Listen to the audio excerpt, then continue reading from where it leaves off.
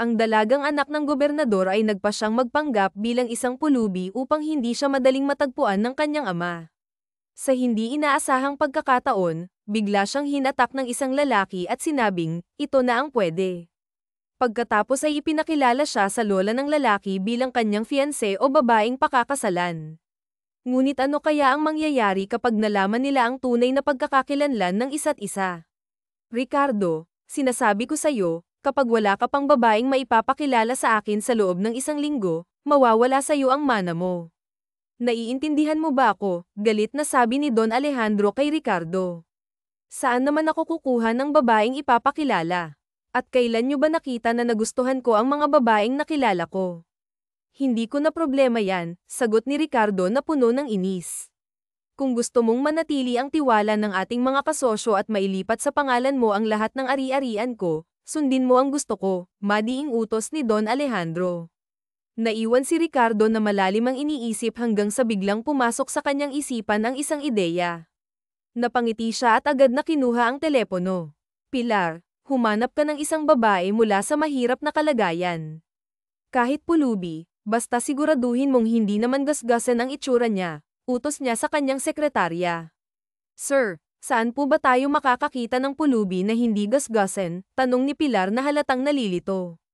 Kinokontra mo ba ako, Pilar? Sagot ni Ricardo na may diin. Basta magpatulong ka kay Roberto. Ngayon na. Opo, sir, sagot ni Pilar na walang nagawa kundi sumunod. Para kay Ricardo, ito na lamang ang tanging paraan upang makahanap ng babaeng papasa sa mataas na pamantayan ng kanyang lola Pesita.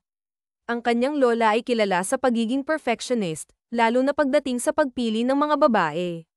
Ayaw nito ng mga maarte, walang galang, o hindi marunong magdamit ng disente. Bilang nag-iisang tagapagmana ng Alcantara Mining Company at Alcantara Shipping Group of Company, si Ricardo ay kailangang magampanan ang kanyang tungkulin bilang CEO. Sa edad na 32, naipasa na sa kanya ang pamamahala ng kanilang negosyo, at sa loob lamang ng 1 taon, napalago niya ito ng husto.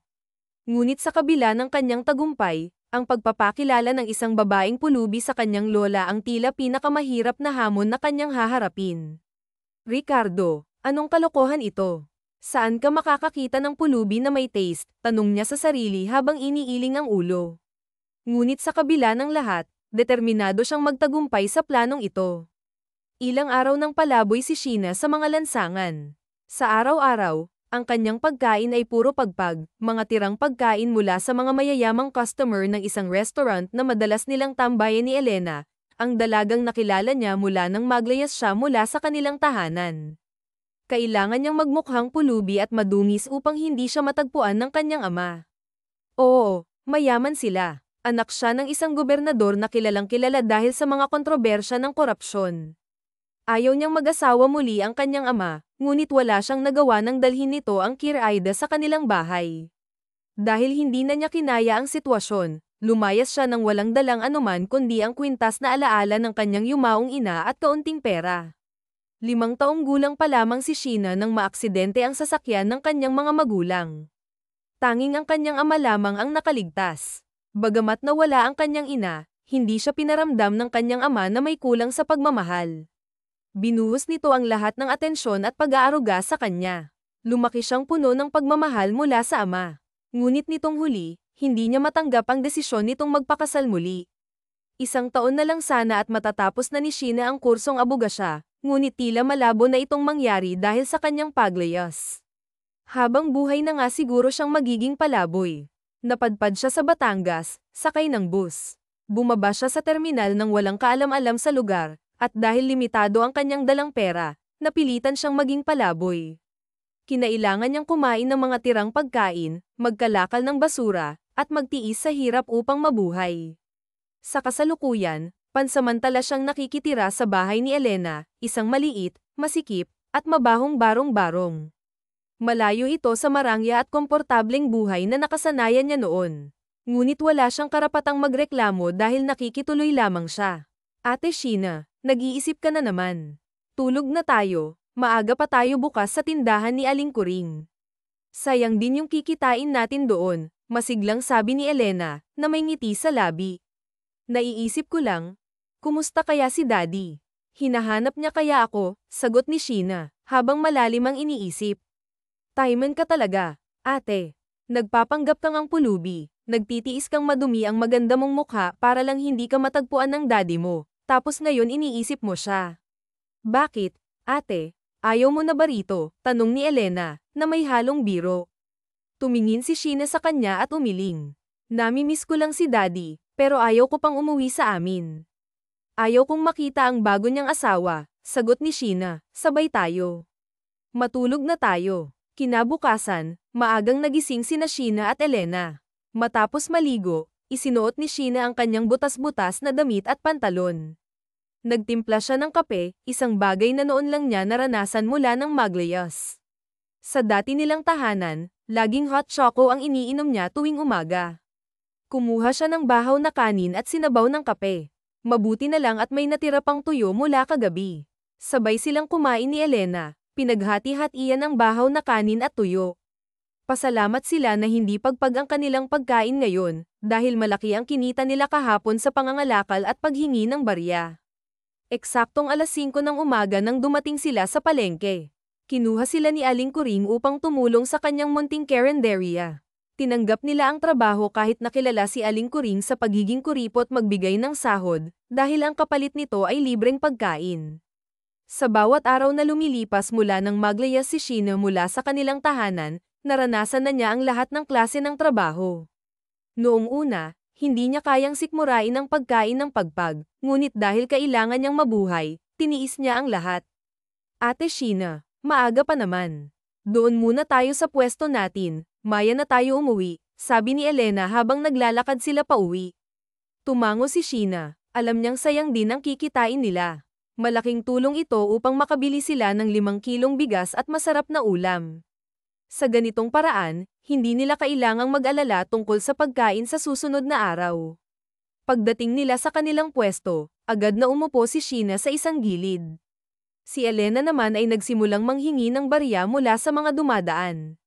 Nakakapagod ang ganitong klase ng trabaho, ngunit wala siyang ibang pagpipilian kundi ang magpatuloy sa ganitong buhay, kahit nalabag ito sa nakasanayan niya. Laking gulat ni Sheena nang biglang may naglagay ng 1,000 piso sa kanyang palad. Agad niyang tiningnan ang 2 taong nasa kanyang harapan, isang babaeng sexy at isang lalaking may edad na. Napaatras siya nang bigla na lang hawakan ng babae ang kanyang braso. Mas malaki pa ang mabibigay ng boss ko kung papayag ka sa gusto namin, sabi ng babae, na nagpakilalang si Pilar. Kumunat ang noo ni Sheena. Ano bang pinagsasabi niyo? At sino po ba kayo? Tanong niya, halatang naguguluhan. Huwag kang matakot, Ineng. Mabuti kaming tao, sagot ng lalaki. Ako nga pala si Roberto, family driver ng mga Alcantara, at siya naman si Pilar, Pilar ang kabayo, dagdag pa nito, na sinamahan ng ngiti. Umayos kayo kung hindi sisipain ko kayo, iritadong wika ni Pilar sabay irap kay Mang Roberto. Ineng, parang awa mo na. Pakiusap ni Mang Roberto. 2 araw na kaming naghahanap ng pulubi na katulad mo. Lagi na lang mainit ang ulo ng boss namin. Sige na, pumayag ka na sa gusto namin. Malaking halaga ang ibibigay sa'yo ni boss kapag pumayag kang maging fake fiancé niya. Fake fiancé? Ibig sabihin, magpapanggap akong fiancé ng boss ninyo, tanong ni Sheena, halatang naguguluhan. Oo, Ineng. Kaya pumayag ka na. Yung ibang detalye, si boss na ang magpapaliwanag sa'yo, sagot ni Mang Roberto. Magpapanggap ka lang naman, ate. Malaking pera yan. Ilang buwan tayong hindi magugutom kapag tinanggap mo yan, dagdag ni Elena, na halatang excited sa ideya. Napaisip si Sheena, ngunit hindi na rin siya nagdalawang isip. Pumayag siya sa alok ng 2. Kahit hindi niya kilala ang mga ito, sumama pa rin siya. Tama si Elena, malaking tulong ang pera sa kanila. Ilang araw din silang hindi mamamaalamos sa kalsada o kakain ng pagkaing pagpag. Dinala siya ng 2 sa isang bakanteng bodega. Nang inag ang kanyang tuhod habang tumigil siya sa paglalakad. Sindikato ba kayo? Bakit dito niyo ako dinala? Tanong niya, halatang takot na takot. Hindi, Ineng. Gusto ng boss namin na dito kayo mag-usap. Huwag kang mag-alala, walang mangyayari sa'yo na masama, sabi ng lalaki na may bar itong tinig. Dahilan upang lalo pang manginig ang katawan ni Sofia. Ipinikit niya ang kanyang mga mata at taimtim na nagdasal. Ito na ba ang pulubing nakita ninyo? Tanong ng isang lalaki na may matapang na boses. Lumapit ito sa harapan ni Sofia, na noon ay nakapikit pa rin, at hinawakan siya sa baba. Kahit madungis, mababakas pa rin ang natatanging ganda, may matangos na ilong, magandang hugis ng mga labi at kilay. Hindi ito mukhang pulubi. Dalhin siya sa bahay at bihisan. Pilar, mariing utos nito. Nagmulat ng mga mata si Sofia nang maramdamang wala na sa kanyang harapan ang lalaki. Hoy, sandali, sigaw niya, tinatawag ang lalaki. Sabi nitong mga alalay mo, babayaran mo raw ako ng malaki. Pumayag ako sa gusto ninyo dahil sa pera. Huminto ang lalaki at humarap sa kanya. Sa paglapit nito, hindi maiwasan ni Sofia ang mamangha sa taglay nitong kagwapuhan. Isang matipunong lalaki ang unti-unting lumapit sa kanya, na tila nagdadala ng presensyang nakakapangilabot at nakakabighani. Hindi ka rin pala mukhang pera, sabi ng lalaki na may bahid ng ngiti sa labi. Ganito ang usapan, 1,000,000 kapalit ng pagpapanggap mo bilang fiancé ko. At kung magaling kang umarte, dagdag na 1,000,000. Magsisimula ka bukas, at makukuha mo ang unang bayad sa parehong araw. Huwag kang atet, pulube, bulong ng lalaki kay Sofia, na agad namang umatras. May pamilya akong kailangang buhayin kaya kailangan ko ngayon ng pera. Mali ko bang isipin na naloko mo lang pala ako? Sagot ni Sofia na may taas kilay, kasabay ng pag-cross ng kanyang mga braso. Kita niya ang pagtaas-baba ng Adam's apple ng lalaki, ngunit imbes na matakot, mas lalo pa siyang naging matapang. Pilar, bigyan mo siya ng isang sakong pera, utos ng lalaki. Pero, boss, saan ako kukuha ng isang sakong pera? Tanong ni Pilar habang napakamot sa ulo. Sa bangko, sagot ng lalaki sabay talikod at naglakad palabas ng bodega. Umuwi si Sofia sa kanilang barong-barong na may ngiti sa labi. Bumili siya ng lechong manok at 1 kilong lechong baboy. Alam niyang gising pa sina Elena sa mga oras na iyon.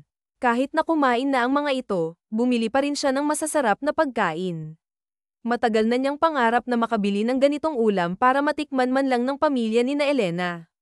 Pagdating niya sa bahay, sakto namang kumakain pa ang mga ito. Tuwang-tuwa sila nang makita ang dala niyang pagkain. Itinabi ang pritong tilapia at agad na pinapak ang mga bagong ulam. Masaya si Sofia na makita ang mga taong kumupkop sa kanya na masaya rin. Bukas, maaga akong gigising, bulong niya sa sarili. Bibili siya ng groceries para sa kanila bago pumunta sa bahay ng lalaking iyon. Plano rin niyang maghanap ng mauupahang bahay upang makaalis na sina Elena mula sa mabahong lugar na iyon. Ibibili niya rin sila ng kumpletong gamit sa bahay at mabibigyan ng pangkabuhayan. Aasikasuhin niya muna ang paglilipat nila dahil sa gabi pa naman siya kailangan ng lalaking iyon. Panahon na upang makabawi siya sa kabutihang ipinakita ng pamilyang ito. Nung mga panahong wala siyang masisilungan, hindi nagdalawang isip ang mga ito na kupkupin siya. Ngayon, panahon na upang maibalik niya ang kabutihang iyon. Tulad ng nakasanayan, naligo muna siya bago mahiga sa kanyang higang kawayan. Noong una, dahil sanay siya sa malambot na kama, hindi siya makatulog dahil sa kirot sa likod. Ngunit, dahil alam niyang wala siyang karapatang magreklamo, tiniis niya ito. Sa totoo lang, lahat ng hirap ay tiniis niya mula nang maglayas siya. Sa lugar na ito, naranasan niya ang mga bagay na dati napapanood lamang niya sa telebisyon. Ngayon niya napagtanto kung gaano kahirap ang ganitong uri ng pamumuhay. Napakaswerte niya at ipinanganak siya sa isang mayamang pamilya, kung saan lahat ng gusto niya ay nakukuha niya agad. Ngunit para sa mga tulad ni na Elena, kailangang mamalamos at magpaalipin sa iba upang may makain. Sa kabila ng lahat ng ito, dito rin niya natutunang muling maging masaya, tumawa ng malakas, at maramdaman ang pagiging malaya. Dinala ni Pilar si Roberto at Sofia sa isang sikat na mall. Kinailangan pang magsuot ni Sofia ng sombrero at face mask upang hindi siya makilala. Pumasok sila sa isang kilalang butik at pumili ng mga damit na babagay sa kanya. Habang nasa fitting room, lihim siyang napangiti dahil isa ito sa mga paborito niyang butik noong hindi pa siya naglayas. Hindi na siya nagulat nang bilhin ni na Pilar ang lahat ng damit na nagustuhan niya. Pagkatapos ng kanilang pamimili, nagtungo sila sa isang salon. Inayos ang kanyang buhok at nilagyan ng makeup ang kanyang mukha. Pinili niya ang simpleng makeup na mas komportable siya. Eksaktong alas 7 ng gabi, suot ang isang simpleng puting dress na tinornuhan niya ng flat sandals, Dahan-dahan siyang naglakad papasok sa isang restaurant. Nasa likuran niya sina Pilar at Roberto. Habang palinggi-linggi siya upang hanapin ang lalaking antipatikong iyon, nakita niya itong nakatayo sa gitna ng restaurant at papalapit sa kanya. Biglang tumigil ang mundo niya nang ngumiti ito sa kanya. Sa suot nitong yellow long sleeves na nakatupi hanggang siko, tila isang anghel na bumaba mula sa langit. Mabuti at tumupad ka sa usapan natin, sabi nito. Kanina pa naghihintay sina lolo at lola sa'yo. Ayusin mo na ang pag-arte mo kung hindi na natapos ni Ricardo ang sasabihin nang bigla siyang apakan ni Sofia sa paa. Aray, paulit-ulit ka kasi. Ilang beses ko nang narinig yan mula kay Pilar, tapos ikaw naman ngayon. Huwag kang mag-alala, hindi masasayang ang binayad mo dahil magaling akong umarte, sagot ni Sofia, halatang inis na sa paulit-ulit na paalala nito. Sa isip niya, antipatiko talaga. Porket kinuha nila ako sa kalye, akala nila wala akong utak. Kung hindi lang tayo nasa restaurant, baka naitapon na kita palabas. Hindi rin mapigilan ni Ricardo ang pagkainis. Ngayon lang siya nakaranas ng ganitong pakikitungo mula sa isang babae. Hinawakan ni Sofia ang kanyang damit at inayos ang pagkakabotones nito. Alam mo, sir, hindi bagay sa'yo ang nagsusuplado. Ang gwapo mo pa naman, pero nasasayang lang. Sige ka. Baka mabuking ka ng lolo at lola mo. Kinawit niya ang kanyang braso sa braso nito at ngumiti. Let's go, masigla niyang sabi. Nang makarating na sila sa harapan ng dalawang matanda, napahigpit ang hawak ni Sofia sa braso ni Ricardo. Hindi niya maiwasan ang kabahan habang tinitingnan siya ng mga ito mula ulo hanggang paa. Ngunit napawi ang kaba niya nang tumayo ang matandang babae at lumapit sa kanya nang nakangiti. Oh! Ikaw pala ang babaeng kinahuhumalingan ng babero kong apo. Ang ganda mo, iya, sabi nito sabay beso sa kanya. Lola, huwag naman ninyo akong siran sa fiancé ko, baka mamaya niyan maniwala sa inyo. Fiancé, aba, ibig sabihin, ikakasal na kayo. Alejandro, bilang ito sa asawang nakaupo. Narinig mo ba ang sinabi ng apo mo? May fiancé na siya, masayang wika ni Doña Letty. Ah, iya, Sofia po. Ma'am, pagpapakilala ni Sofia sa matandang babae. Kasing ganda mo ang iyong pangalan, iya. Ako nga pala si Doña Letty at siya naman ang esposo kong si Alejandro. Ricardo, ano pang tinatayo-tayo mo riyan? Umupo na kayo rito ng future apo ko. Ricardo pala ang pangalan ng antipatiko kong ito. Naku naman, kahapon niya nakikita ito pero ngayon niya lang nalaman ang pangalan. At, Sofia, iya. Pwede ko bang malaman ang apelido mo at kung saan ka galing? Tumingin muna siya kay Ricardo, tingin na hinihingi ng tulong. Lola, pwede bang mamaya na ninyo tanungin si Sofia? Gutom na kami, awat ni Ricardo sa matanda dahil gutom na si Sofia. Naubos niya lahat na nasa kanyang plato at dahil ipinanganak at lumaki siya sa mayamang pamilya, alam niya ang tamang way ng paggamit ng tinidor at kutsara, kung paano kumain ang isang mayaman. Nahuli pa niya si Ricardo na nakatitig sa kanya. Patapos na silang lahat sa pagkain nang muling magsalita si Doña Letty. Pinaghandaan ni Sofia ang gagawin. Hindi pwedeng malaman nila na anak siya ng isang gobernador, lalo na si Ricardo. Paninindigan niya na siya ay isang pulubi. Humawak siya sa ulo at pumikit, kunwaring masakit. Humawak na rin siya sa kamay ni Ricardo. Kailangan niyang galingan ng pag-arte para hindi sila mahalata. Love. Pwede mo na ba akong ihatid sa bahay? Umaatake na naman itong migraine ko. Hindi ko dala ang gamot ko. Ah, iya, okay ka lang ba? Pasensya na po kayo, ma'am, umatake na naman itong migraine ko. Kapag ganito na po kasakit ng sobra, kailangan ko na pong uminom ng gamot. Ah, ganun ba? O ano pang hinihintay nyo, Ricardo? Ay uwi mo na si Sofia para makapagpahinga na rin. Iya. Sa isang araw na tayong magkwentuhan kapag okay na ang iyong pakiramdam, ha? Nag-aalalang wika ng Donya. Nakahinga si Sofia ng maluwag. Nasa loob na sila ng sasakyan ni Ricardo. Investigador ba ang lola mo? Ang daming tanong eh. Gagawin nilang lahat para malaman nilang nagpapanggap ka nga lang. Gawain talaga ni lola na imbestigahan ang mga babaeng involved sa akin, kaya galingan mo ang pagpapanggap para hindi tayo mahuli. Hanggang kailan ba ako dapat magpanggap? At saka, kailangan ko ng kontrata. Aba, malay ko bang lolokohin mo ako sa bayad? Pagak na tumawa si Ricardo bago binuhay ang makina ng sasakyan. Mukha ka talagang pera. Sa panahon ngayon, wala nang libre, kailangang kumita para mabuhay. Bumaling ng tingin si Ricardo kay Sofia. Kanina habang kumakain tayo. Bakit ang galing mong humawak ng kutsara at tinidor? Bakit ang galawan mo ay pangmayaman?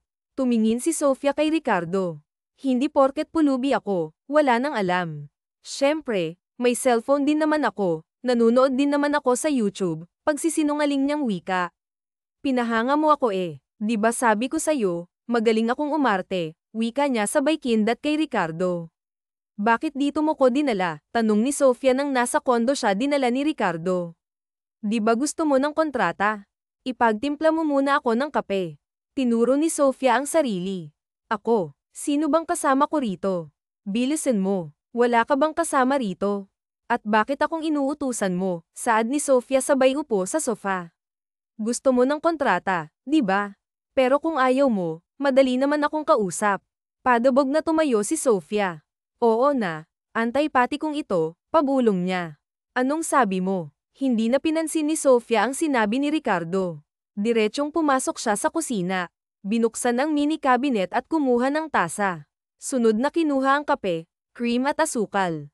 Sinaksak ang cord ng heater habang nagpapainit ng tubig. Naglakad siya pabalik sa sala. Malinis ang buong unit, ibig sabihin may naglilinis dito. Walang ibang decoration ang sala kundi isang painting ng babaeng nagsasayaw sa gitna ng entablado. Parang kilala niya ang babae sa painting, hindi niya lang maalala kung saan niya ito nakita. Nagulat pa siya nang biglang magsalita si Ricardo sa likod. Nasaan na kape ko? Oo nga pala, magtitimpla nga pala siya ng kape. Muli siyang bumalik sa kusina at nagtimpla ng kape ni Ricardo. Binuksan niya ang ref nito at kumuha ng fresh milk. Namiss niyang inumin ito. Dati-dati, pagkagising niya sa umaga, fresh milk agad ang iniinom niya. Dala ang isang tasang kape at isang basong fresh milk, bumalik siya sa sala. Naabutan niya si Ricardo na nakaupo, bahagya pang kumunat ang noo nito pagkakita sa kanya. Ibang klaseng pulubi. Sino nagsabi sa'yong pwede mong pakialaman ang laman ng ref ko? Pabagsak na binaba ni Sofia ang kape sa table center. Ang damot mo. Ikaw lang ba itong nauuhaw? Ibalik mo yan. Wala kang karapatang kunin ang hindi sayo. Pero imbes na pakinggan ang sinasabi ni Ricardo, ininom ng tuloy-tuloy ang gatas at nakangiting pinakita kay Ricardo ang basong walang laman. Sorry, oh, hawak ko eh, mapang-asar niyang wika. Kita ni Sofia ang pagkainis ni Ricardo sa kanya pero deadma lang siya. Dinampot niya ang folder na nasa tabi ng tasa, binuklat niya at kinuha ang laman. Basahin mong mabuti ang nakasulat dyan. Teka, marunong ka bang magbasa? Anong palagay mo sa akin, bobo? Mata rin niyang tanong. Hindi porket pulubi ako, wala na akong pinag-aralan. Para sa kaalaman mo, abuga siya ang kinukuha ko kung hindi mo ako binatukan. Siya ni Ricardo nang tumawa ito ng malakas. Aba, ayaw pa yatang maniwala sa akin. Isa pang pananakit mo sa akin, ihuhulog na kita rito sa building, galit na seryosong pika ni Ricardo habang hawak ang batok. Subukan mo at hindi mo matitikman ang tahong ko, bulong niya. Anong sabi mo? Ito na po, babasahin ko na po ng mabuti. Binasa niyang mabuti ang kontrata.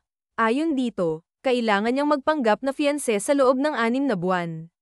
Matatapos ang kanyang pagpapanggap kapag may makita na itong babaeng mamahalin. Wala ba talaga itong girlfriend o sagwapo nito? Imposibleng wala, o baka masama ang ugali kaya hindi tumatagal ang mga babae. Mukhang ang masama ang ugali. Kumunat muli ang noo niya sa huling nabasa. Bawal makipagrelasyon sa kahit sinong lalaki habang fiancé pa niya. Bawal lamandi sa iba at baka makita ni na Lola at higit sa lahat, titira sila sa isang bubong. Teka lang, akala ko ba fiancé lang ang kailangan mo, bakit ngayon asawa na? Anong asawa? Basahin mo ang mabuti, iritang wika ni Ricardo sa kanya. Bakit kasi kailangan nating tumira sa iisang bubong? Gusto mo bang mahalata tayo ni Lola? Paano kung malaman ni Lola na doon ka sa kalsada nakatira? Di bukang tayo. Hindi gamitin ang utak. Ginagamit ko ang utak ko kaya nga nagtatanong ako. Virgin pa ako, malay ko bang manyak ka pala? Baka mamaya gapangin mo ako habang masarap ang tulog. Demanda talaga kita. Anong pinagsasabi mo? Anong pakialam ko kung virgin ka pa? Sa tingin mo gagapangin kita? Hoy, mas maraming babaeng malinis ang tahong kaysa? Aray, daing ni Ricardo nang hampasin siya ng folder. Sorry, ikaw kasi ang bastos ng bibig mo. Ako pa talaga itong bastos. Ikaw itong naunang magbukas ng ganyang topic. Pirmahan mo na yang kontrata at simula ngayon, dito ka natitira. Tumayo si Ricardo at lumapit sa kabilang upuan. Mapanakit masyado itong duwende. Pagkatapos mong pirmahan yan, linisin mo ang kwarto ko. Gusto ko wala akong makikitang alikabok, wala kang gagalawin sa loob. Tumaas ang isa niyang kilay. Kanina fiancé tapos naging asawa, ngayon katulong. Bakit hindi mo pa nilagay dito sa kontrata na all-in-one pala ang kailangan mo? Ang dami mo pang pasakalye. Katulong pala ang kailangan mo, hindi fiancé, naiinis na wika ni Sofia. Gusto mo ng pera, di ba? Gawin mo lahat ng pinag-uutos ko. Ay, kung sabihin ko kaya kay Doña Letty na binayaran mo lang ako para magpanggap. Another 10,000 para sa paglilinis mo nitong bahay, kulang. Aba, maglalaba pa ako, magluluto at higit sa lahat, mamamalengke kaya kulang yang 10,000 mo, naka-cross-arm na wika ni Sofia, 20,000 okay na ba? Deal, kindat niyang wika kay Ricardo. Kita niyang naiirita na ito sa kanya. Umpisa pa lang ang gagawin niyang pang-aasar dito. Tingnan natin kung sino ang boss sa kanilang dalawa. Aba, hindi porket mayaman siya, siya ang masusunod. Hindi pwede. Mayaman rin naman siya, kaso nga lang siya lang ang nakakaalam na mayaman siya. Mukha ka talagang pera. Malakas na katok ang nagpabalikwas ng bangon kay Sofia. Kinuha niya ang cellphone at tiningnan ang oras. 7:00 na pala ng umaga. OMG, 7 na. Nako. Magagalit na naman yung antipatiko kong palaka. Bakit naman kasi pinatay niya ang alarm kanina? Yan tuloy tinanghali siya ng gising. Dali-dali siyang tumayo at binuksan ng pinto, hindi niya alintana na wala siyang suot na bra. Nakasimangot na mukha ni Ricardo ang nabuksan niya. Ang gwapo pa rin nito kahit salubong ang 2 kilay. Ganyan ka ba talaga ka-irresponsible sa trabaho mo? Lagi na lang ba akong mauunang magising? Ay, sorry naman, napasarap ang tulog ko. 8:00 pa naman ang pasok mo, di ba? Ipagluluto na kita ng almusal mo, madali lang ta, wika niya habang naglalakad patungo sa kusina. Kumuha siya ng itlog at ham sa ref. Isinaksak niya rin ang heater, isinangag niya ang tirang kanin niya kagabi, pinagsabay niya na rin lutuin ang itlog at ham. Inilabas niya na rin ang adobong manok at pinainit. Si Ricardo naman ay naaliw habang nakatingin sa abalang si Sofia.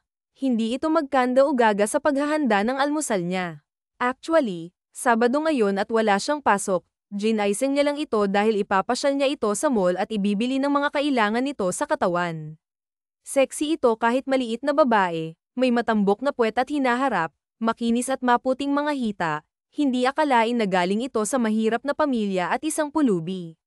Ang mahaba nitong buhok ay nakapuyod, mataas, may magandang mukha at matangos na ilong, mapupulang mukha na ang sarap halikan. Sa ilang araw niyang kasama ito, ay ngayon niya lang ito na-apresya ng mabuti ang ganda niya. Ricardo, pwede ka bang ma-inlove sa isang pulubi? Ikakahiya ka ng iyong pamilya kapag nalaman nilang isang pulubi ang naiibigan mo. Teka nga muna, sino may sabing inlove ako sa duwendeng ito? Parang sirang palakang kausap ang sarili. Aray, bigla siyang tumayo nang dumaing si Sofia. Lumapit siya rito at hinawakan ng kamay nitong napaso. Kumuha siya ng yelo at nilagay sa kamay na napaso. Bakit kasi hindi ka nag-iingat? Yan tuloy napaso ka. Seremonya late ka na kasi sa trabaho mo. Aray, dahan-dahan naman virgin pa yan. Aray naman, idiniin kasi ni Ricardo ang yelo sa napaso niya. Sari-sari kasi ang lumalabas sa bibig mo. Umupo ka na roon at ako na maglalagay nito. Sumunod naman si Sheena. Uupo na sana siya nang mapansin na wala siyang bra, kaya pumasok siya sa kanyang kwarto. Pagkatapos nating kumain, magbihis ka. Mamamasyal tayo sa mall at kakain sa labas. Treat ko dahil bukas may pupuntahan tayong party. Gusto kong maganda ka at maayos ang damit. Wala ka bang pasok? Wala. Tinapunan niya ng masamang tingin si Ricardo. Napaso pa ako sa pagmamadali, yun naman pala wala kang pasok. Aba, reklamo ka pa. Kumain ka na lang. Kakaumpisa lang nilang kumain nang may mag-doorbell. Tumayo si Sheena at binuksan ang pintuan. Laking gulat pa niyang si Doña Leticia ang nasa labas. Oh, iya, nandito ka pala, bati nito sabay halik sa pisngi. Ah, Doña Leticia, Ano pong ginagawa ninyo rito? Malakas niyang tanong sa Donya para marinig ni Ricardo. Dinadalaw ko ang aking apo. Dito ka ba natulog, Iya? May apo na ba ako sa tuhod? Masayang tanong ng Donya kay Sofia. Lola, anong ginagawa niyo dito? Bakit parang gulat na gulat kayong dalawa? Masama bang dalawin ang aking poging apo? Kunot noong tanong nito at pumasok sa loob. Nagkatinginan sina Sofia at Ricardo. Mukhang kailangan na naman niyang umarte sa harap ng Donya. Ma'am, halika na po sa kusina, mag-almusal na po tayo. Love, halika na, para kapanipaniwala ang kanilang pagpapanggap, niyakap niya ang kanyang braso sa baywang ni Ricardo. Ramdam ni Sofia ang pagkagulat ni Ricardo kaya naman pinisil niya ang baywang nito. Ricardo, bakit hindi mo sinasabi sa amin ng lolo mo na dito na pala natutulog itong si Sofia, apo? Kasal muna bago ang honeymoon. Ma'am, hindi pa po namin ginagawa ang bagay na yan kasi gusto ko pong ibigay iyon sa unang gabi namin bilang mag-asawa. Ako po ang nagpipigil kapag si Ricardo ay hangat na, kunwaring kinikilig niyang wika habang binibigyan ng makahulugang tingin si Ricardo. Tama yan, Iya, at saka lola na ang itawag mo sa akin kasi magiging apo na kita. Kailan ba balak ninyong magpakasal? Muntik nang masamid si Sofia sa tanong ng matanda. Next year po, lola. Bakit next year pa? Bakit hindi na lang sa next month? Akong bahala sa lahat. Tila excited na wika ng Donya. Lola, napag-usapan na po namin ni Ricardo na next year na lang po. Hindi naman po kami nagmamadali, di ba, love? Kung yan ang gusto ninyo, wala akong magagawa, payag na ako, pero in one condition. Napatingin ang dalawa. Naku naman, bakit ganito itong lola ni Ricardo? Hindi lang pala ito matanong kundi may mga kondisyon pa. Kinuha ni Sofia ang kanyang kape at humigop. Lumapad ang pagkakangiti ng Donya bago nagsalita, mag-kiss kayo sa harap ko. Naibuga ni Sofia ang kape sa sinabi ng Donya. Hindi pa nga siya nakaka-recover sa sinabi ng Donya nang hapitin siya ni Ricardo at hinalikan siya sa noo. Ricardo, anong palagay mo kay Sofia? Matanda, bakit sa noo mo siya hinalikan? Naku naman talaga, gulat na nga siya sa ginawa ni Ricardo, itong matandang ito ayaw pang pumayag na sa noo siya halikan. Anong gusto niya? Salabsab siya halikan ni Ricardo. Aba, hindi maaari, virgin pa ang labi niya. Lola, hindi na naituloy ni Sofia ang sasabihin ng lamapat ang labi ni Ricardo sa kanyang labi. OMG, ang lambot ng labi niya. Naitulak ni Sofia si Ricardo nang marinig nila ang nakakakilig na tawa at palakpak ng Donya. Ang sweet nyo, mga apo. Ganyan nga, magmahalan kayo katulad namin ng inyong lolo, mag-aaway pero hindi maghihiwalay. Aba, si Donya Leticia ay naging millennial yata pagdating sa pag-ibig. Alam ba ninyo noong kabataan namin ni Alejandro, malimit kaming mag-away noon, lalo na nung pinagbubuntis ko ang daddy mo, Ricardo. Pero dahil mahaba ang pasensya ni Alejandro, sinusuyo niya ako bago matulog. Ayaw niya kasi na matulog kaming may sama ng loob. Doon ko nakitang mahal na mahal talaga ako ng lolo nyo kaya unti-unti kong binago ang ugali ko. Mula noon, kapag nagkakaroon kami ng hindi pagkakaunawa ni Alejandro, inaayos ko kaagad. Unawain at intindihin ang isa't isa para tumagal ang relasyon. Mahal na mahal namin ang isa't isa, hanggang ngayon nga, naglalandian pa rin kami tuwing gabi. Halata sa Donya ang kilig at pagmamahal sa asawa. Sana all na lang, lola. Kinikilig naman po ako. Sana po ganyan kami ni Ricardo, di ba, love? Kindat niyang wika kay Ricardo. Oo naman, love. Kung gusto mo, gawin na natin ngayon yung ginagawa ni na lola na landian.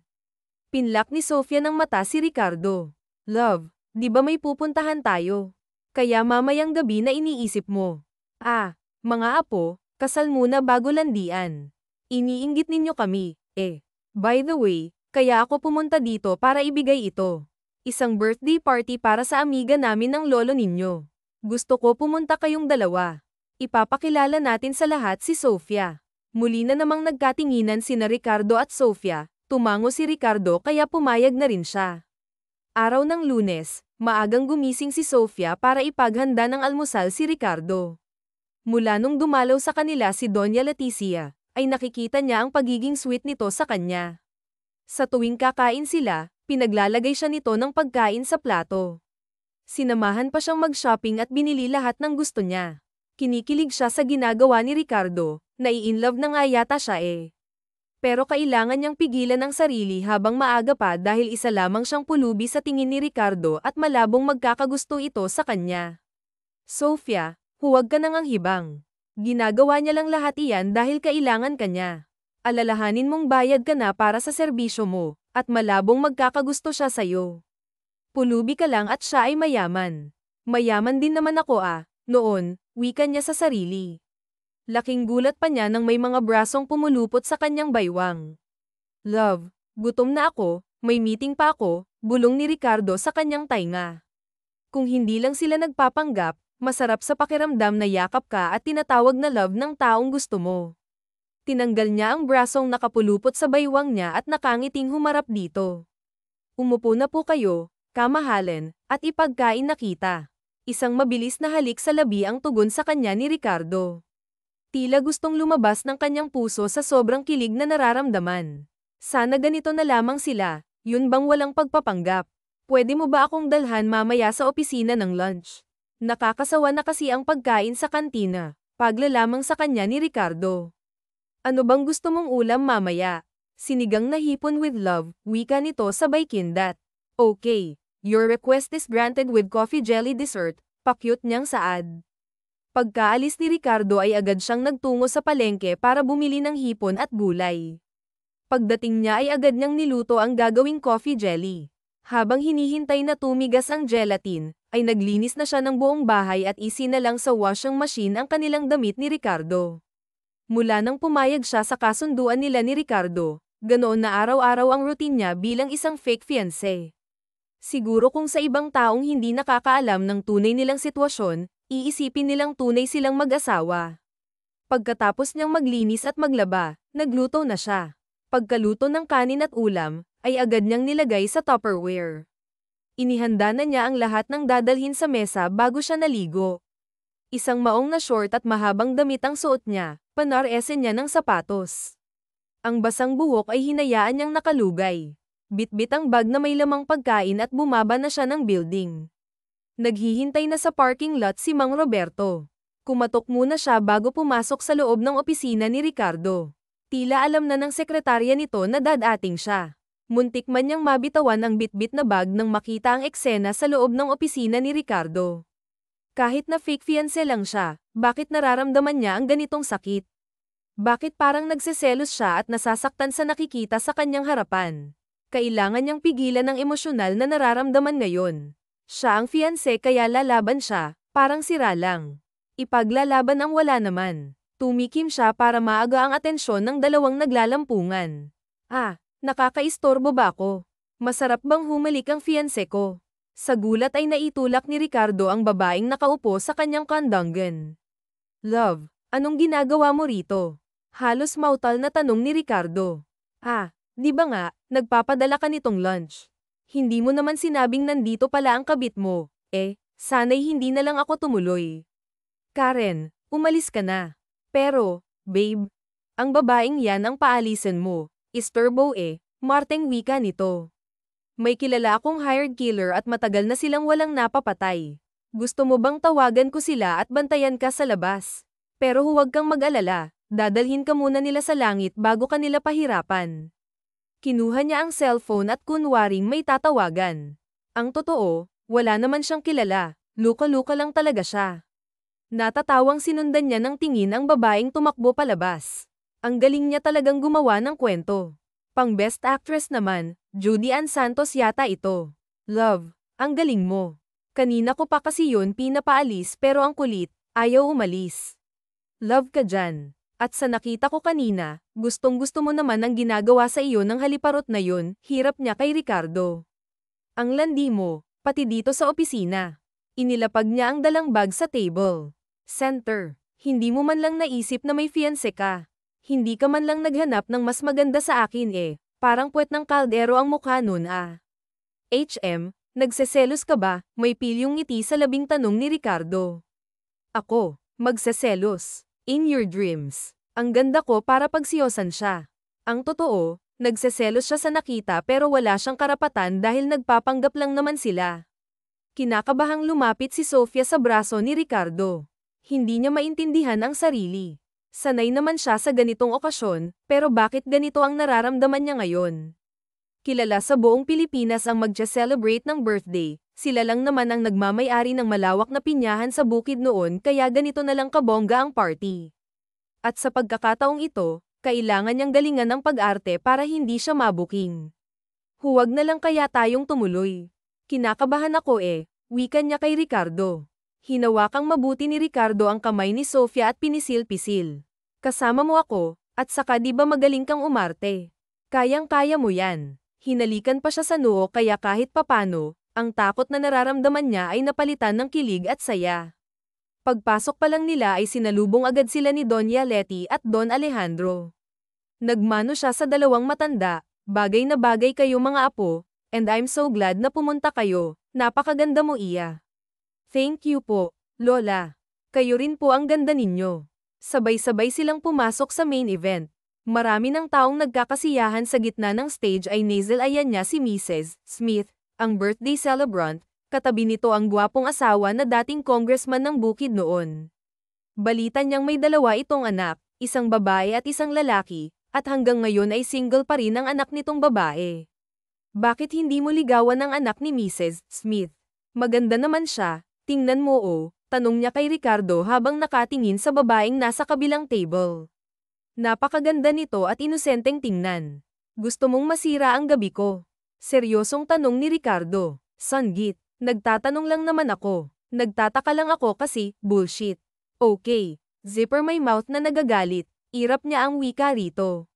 Samantalang kanina pa titig na titig si Ricardo kay Sofia. Ang ganda niya kahit napakasimple ng kanyang makeup sa mukha.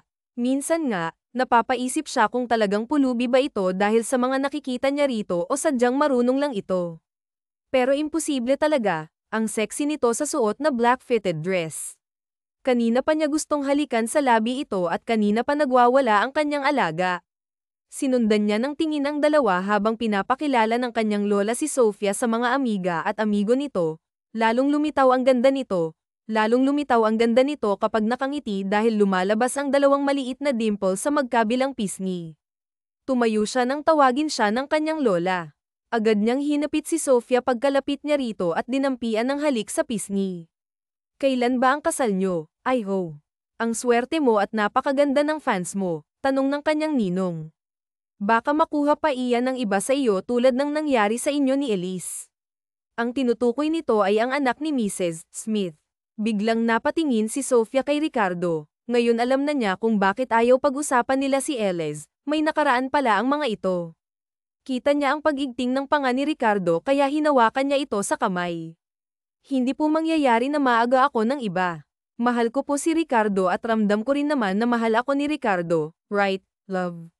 Hindi po dapat ako matakot, ninong dahil ibang-iba si Sofia sa kanila, hindi ako nito iiwan dahil lang sa pangarap at traditions. So, iniwan pala siya ni Elise dahil sa pangarap at tradisyon ng pamilya nito. Nasa gitna sila nang nagpapakilala nang may biglang may tumawag kay Sofia. Sofia, anak, kahit hindi lumingon si Sofia ay alam at kilala niya ang boses na tumawag sa kanya. Humigpit ang pagkakahawak niya kay Ricardo. Dito na pala kita makikita, anak. Ang tagal na kitang hinahanap, wika ng ama ni Shine sabay yakap sa kanya. Governor Inares. Anak mo pala itong fiancé ng apo ko, gulat na tanong ni Doña Leticia. Oo, naglayas siya sa amin at matagal ko na siyang hinahanap. Dito ko lang pala makikita. Oh, it's big revelation, at dapat nga palang matuloy ang kasal. Kasal? Oo, hindi mo ba alam na fiancé ni Ricardo ang dalaga mo? Nanginginig ang buong katawan ni Sofia dahil sa nangyayari. Ramdam niyang tinatanggal ni Ricardo ang kanyang nakahawak na kamay. Umiling-iling siya at nagmakaawang tumingin dito ngunit kita niya sa mga mata nito ang galit. Ricardo, please, magpapaliwanag ako, naluluhan niyang wika kay Ricardo. Anong ipapaliwanag mo? Naniloko mo ako, galit nitong wika sabay alis. Walang oras na inaksaya si Sofia at sinundan si Ricardo kahit na pinagtitinginan na sila ng mga tao. Ricardo, sandali, makinig ka naman muna. Galit na humarap ito sa kanya. Tapos na ang pagpapanggap mo bilang fiancé ko. Ako na ang baalang magpaliwanag kina Lola. Ang natitirang kabayaran sa serbisyo mo ibibigay sa iyo ni Pilar kahit hindi mo naman kailangan. Huwag na huwag ka nang magpapakita sa akin. Kita sa mga mata ni Ricardo ang galit. Ricardo, mahal kita, lakas loob niyang wika. Bahala na kung magmumukhang tanga siya, ang importante na sabi kay Ricardo ang nararamdaman niya sa maikling panahon nilang magkasama, minahal na niya ito. Ngunit hindi pinansin ni Ricardo ang sinabi ni Sofia, tuloy-tuloy siyang lumabas ng event at nagdiretso sa kanyang sasakyan. Ayaw na niyang marinig ang kasinungalingan ni Sofia.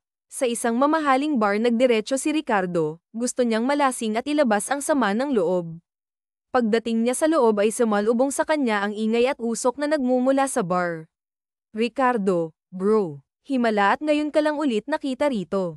Problema ba? Kinuha niya ang basong may lamang alak at tinungga, at dahil ay nasa alak ang kanyang katawan, hindi man lang nakaramdam siya ng pait sa lalamunan.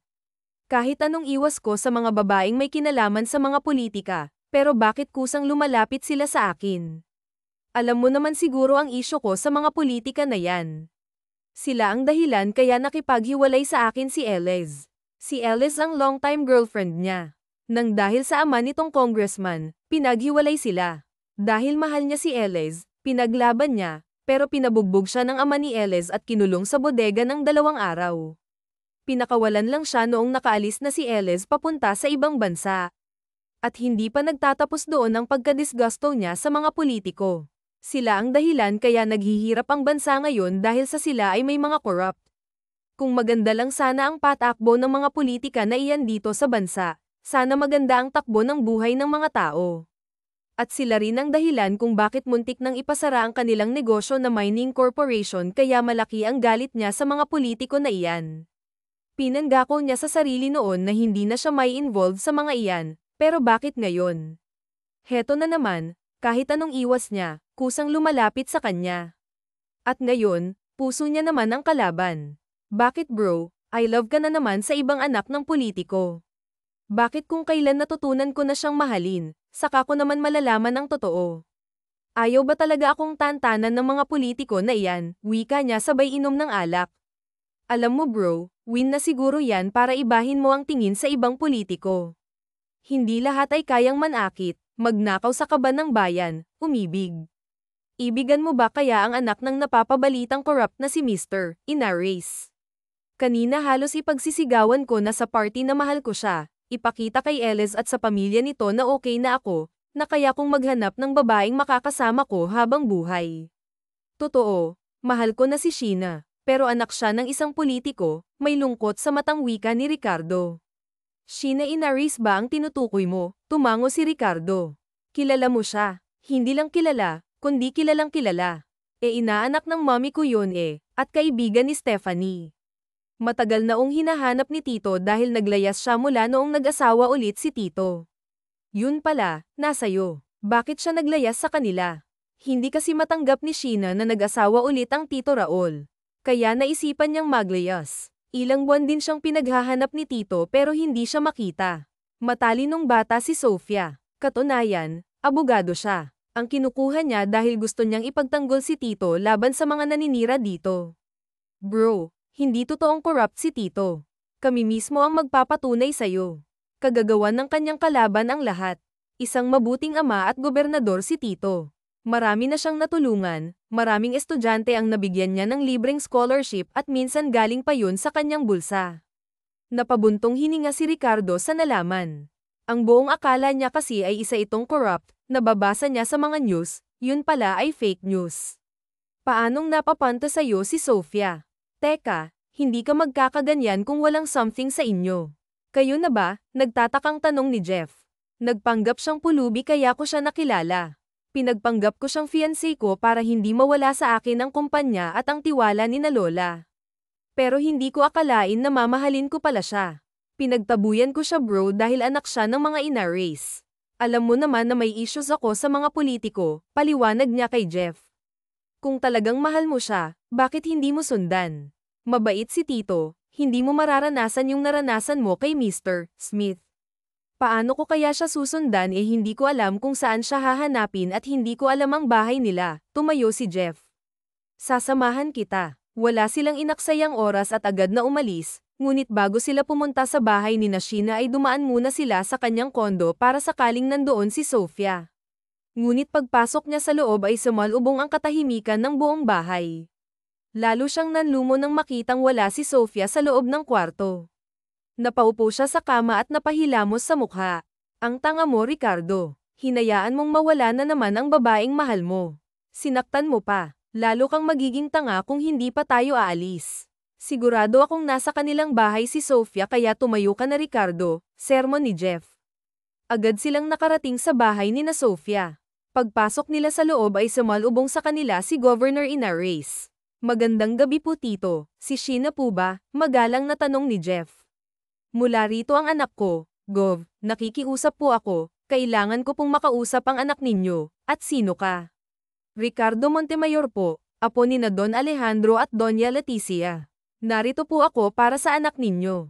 Mahal ko po si Sheena kaya nakikiusap po ako. Ikaw pala ang dahilan kung bakit umiiyak ngayon ang anak ko. Sinaktan mo ang eunuch ako, galit na sigaw ni Governor. Ikinwento ni Ricardo kung bakit nasaktan niya si Sofia at kung paano sila nagkita. Halos mahabag naman si Governor sa nalaman. Sa mga oras na ito, nasa probinsya na ang anak ko. Hinatid siya ng chopper kanina. Kung mahal mo ang anak ko, sundan mo siya at patunayan mo sa akin ang tapat mong hangarin. Aasahan kong pagbalik ninyo ay may apo na ako. Intindi, Tito, sobra kayong excited sa apo. Hindi po ba kasal muna bago honeymoon, natatawang sabi ni Jeff. Pabalik na mamaya ang chopper dito, inom muna tayo. Gusto kong makilala itong magiging manugang ko. Malayang pinagmasdan ni Sofia ang mga batang kanina pa walang sawang nagtatampisaw sa tubig. Ang saya nilang pagmasdan, makikita sa kanilang mga mata ang sobrang saya at tuwa. Pangarap niyang magkaroon ng isang kumpletong pamilya, ngunit hindi iyon nangyari nang biglang mawala ang kanyang mommy. Lumaki siyang tanging ang kanyang daddy ang kasama, at mula nang magkaisip siya, itinatak niya sa kanyang isip na gusto niya na balang araw kapag may pamilya na siya, iingatan at mamahalin ng buo. Gusto niyang magkaroon ng masayang pamilya sa piling ng taong mahal niya, ngunit paano niya iyon matutupad kung pinagtabuyan na siya? Mahal niya si Ricardo pero nasaktan siya nito. Isang araw na siya rito sa isla. Tumuloy siya sa kanyang yayang Mideng. Dito siya nagtungo matapos pagtabuyan ni Ricardo. Dito niya kakalimutan ang taong naging bahagi ng kanyang buhay. Alam niyang mahihirapan siya, ngunit kailangan niyang gawin. Mahal niya si Ricardo, pero nasaktan siya rito. Napapitlag pa siya nang may batang lumapit sa kanya at may inabot na bulaklak. Ate ganda, may nagpapabigay po, wika ng isang batang babae sa kanya. Kumunat ang kanyang noo. Sino naman ang magbibigay sa kanya ng bulaklak? Wala naman siyang kilala rito kundi si Yayang Mideng lang. Lalong kumunat ang kanyang noo ng sunod-sunod na may batang lumapit sa kanya at nagbigay ng bulaklak. Ate ganda, tumingin po kayo sa likod ninyo, nakangiting wika ng bata sa kanya. Dahan-dahan siyang lumingon at ganun na lang ang pagkagulat niyang nakaluhod sa kanyang harapan si Ricardo. Ricardo, anong ginagawa mo rito? Sofia, alam kong nasaktan kita. I'm very sorry. May mga isyo kasi ako sa mga politiko kaya ganun na lang ang reaksyon ko nang malaman kong anak ka ng napapabalitang corrupt na gobernador. Pero kagabi pinatunayan ng iyong daddy na mali ako, na hindi lahat ng nasa posisyon ay corrupt. Sorry dahil nahusgahan ko agad kayo ni Tito. Mahal kita, Sheena. Hindi na nga mahal, kundi mahal na mahal. Maging pulubi ka man o heredera ng mga Inares, ikaw pa rin ang babaeng mahal ko. Anak, huwag mong sagutin yang buang na yan. Tinalo ako sa inuman, sabat ng ama ni Sofia. Natatawang tinayo niya si Ricardo. Bakit mo tinalo si Daddy? Ayaw niya na tinatalo siya sa inuman, ang gusto niya siya ang panalo, bulong ni Sofia kay Ricardo. Kakamo-kamot sa batok si Ricardo. Ito talagang magiging biyenan niya, sa lawahan. Kagabi lang at kanina close sila at gustong-gusto siya para sa anak tapos ngayon binabaliktad na siya. Sorry, hindi ko alam edad. Huwag kayong mag-alala, sa sunod panalo na kayo, wika ni Sofia sa ama. Ay dapat lang, baka magbago ang isip kong ipakasal kayong dalawa. Tumingin si Sofia kay Ricardo. Kasal, ang ama mo talaga pahamak. Kagabi lang at kanina close kami tapos ngayon binubuking ako, panira ng moment eh. Bamaling si Ricardo sa gobernador na ngayon ay tinatawanan siya. Gov, sinisira ninyo yung diskarte ko, Yan tuloy hindi na surprise. Isa pang tawag mo sa akin ng Gov, ipapakulong kita. Wala kang galang sa magiging biyenan mo. Hala, mag-propose ka na sa aking Yunaka at naiinip na akong marinig ang paghindi ng anak ko, kindat niyang asar kay Ricardo. Ito na nga po atat muling humarap si Ricardo kay Sheena. Love, alam kong ang bilis ng mga pangyayari pero gusto kong madaliin ang lahat. Gusto na kitang makasama habang buhay.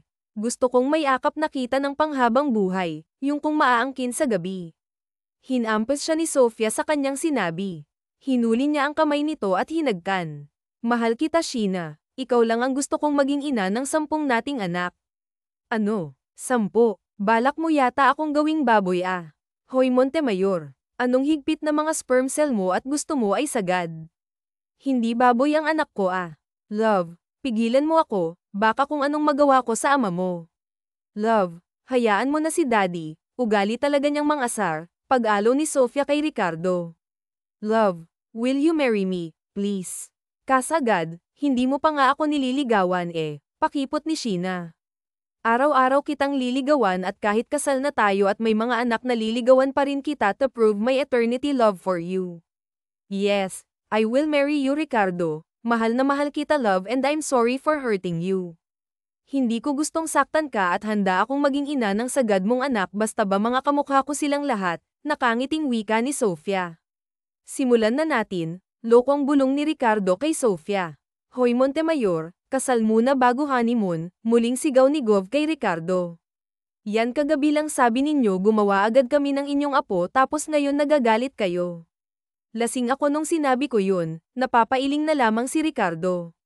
Ginawa pa siyang sinungaling. Ay, baka nga ho natatawa na lamang si Sofia sa asaran ng 2 lalaking importante sa kanyang buhay.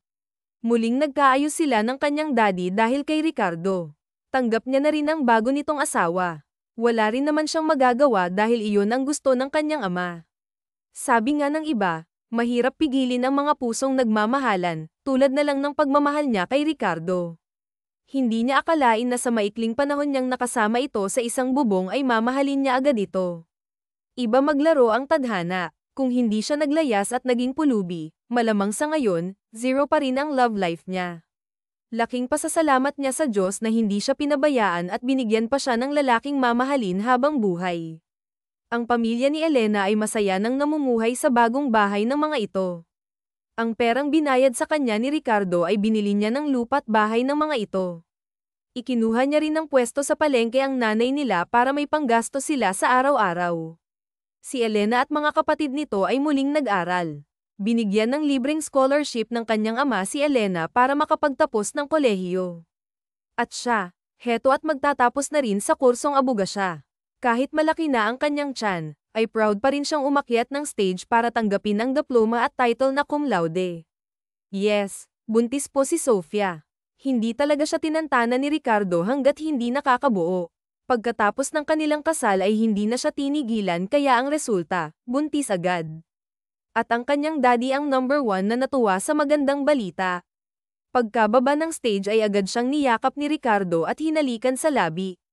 Narinig niya rin ang palakpakan ng mga taong nandoon. I'm so proud of you, love. You made it. Thank you, love, kasi hindi mo ako pinabayaan. Sinuportahan mo ang gusto ko.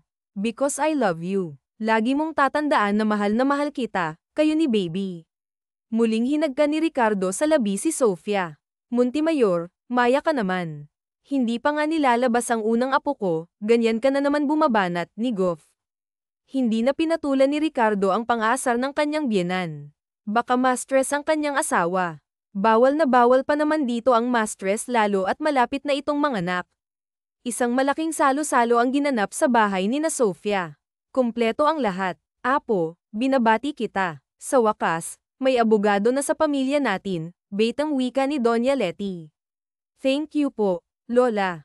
Masayang natapos ang kanilang salo kaya pagod na binagsak ni Sofia ang kanyang katawan sa kama. Lumapit sa kanya si Ricardo at niyakap siya ng mahigpit. Love, napakaswerte ko kasi nakilala kita. Kung hindi ka siguro nagpanggap na pulubi at hindi ako naghanap ng pulubi, siguro hanggang ngayon, pariwara pa rin ang buhay ko. Siguro tuluyan nang hindi ibigay sa akin ni na Lola ang kumpanya. Siguro hanggang ngayon, may galit pa rin ako sa mga politiko. Thank you dahil dumating ka sa buhay ko, wika ni Ricardo sabay dampi ng halik sa labi. Hinawakan ni Sofia ang magkabilang pisngi ni Ricardo. Ako ang swerte, Saw. Dahil napakabuti mong asawa, sinuportahan mo ang pagbabalik school ko, pati dyan ako sinuportahan mo, natatawang wika ni Sofia. Ikaw ang pinakamagandang nangyari sa buhay ko, baby. Sigurado kung hindi mo ako pinagpanggap na fiancé mo, malamang nasa kalsada pa ako, isang magandang pulubi. Laking pasasalamat ko sa Diyos na ikaw yung naging asawa ko at ama ng ating anak at magiging anak pa. Lagi mong tatandaan na mahal po kita, madamdaming wika ni Sofia. Muling naglapat ang kanilang mga labi. Naging malikot na rin ang mga kamay ni Ricardo at ramdam ni Sofia na nangangailangan ito ng kanya ng aruga. Walang pagtutol na binigay niya ang kanyang sarili sa asawa. At dahil medyo may kalakihan na ang kanyang tiyan, buong ingat siyang inangkin nito. Moon, my love, wika ni Ricardo habang abala sa ginagawa. Hindi naman alam ni Sofia kung saan kakapit dahil sa sarap na pinapadama sa kanya ni Ricardo. Ricardo, halanghing ni Sofia ng paglaruan ang kanyang magandang tanawin. Nasa bunutan niya si Ricardo nang marating nila ang rurok ng kaligayahan. I love you, love. I love you too. Matuling lumipas ang araw at buwan. Nagsilang si Sofia ng isang batang lalaki. Pagkasilang niya ay nagtrabaho na siya sa kumpanya ni na Ricardo. Tinutulungan niya si Ricardo upang lumago pa ang kanilang kumpanya at para mas maraming tao ang mabigyan ng trabaho. Nagtatag na rin siya ng charity para sa mga taong nakatira sa lansangan, mga taong walang tirahan, walang makain. Lahat ng pulubing makikita nila ay dinadala sa kanyang charity home. Doon, kumpleto sila. May sariling higaan, banyo, 3 beses makakain sa loob ng isang araw. Binigyan din nila ng pagkakakitaan ang mga matatanda upang may sarili silang pera. Ang mga bata ay pinag-aral nila upang makaahon sila sa hirap. Ang sarap sa pakiramdam na makatulong sa ibang tao. Alam niya ang pakiramdam na walang bahay, walang makain. Naiintindihan niya rin ang mga ito kung kailangan nilang mamaalamos upang may makain. Hindi nila ginasto ang ganitong buhay pero dahil maraming mapagsamantala sa lipunan, napipilitan silang gawin ang mga bagay na hindi dapat.